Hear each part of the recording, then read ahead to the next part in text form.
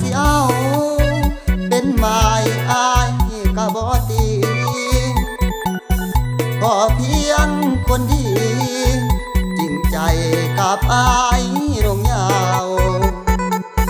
เป็นแม่อีน้อยมาเป็นเมียของบ่าวเฒ่า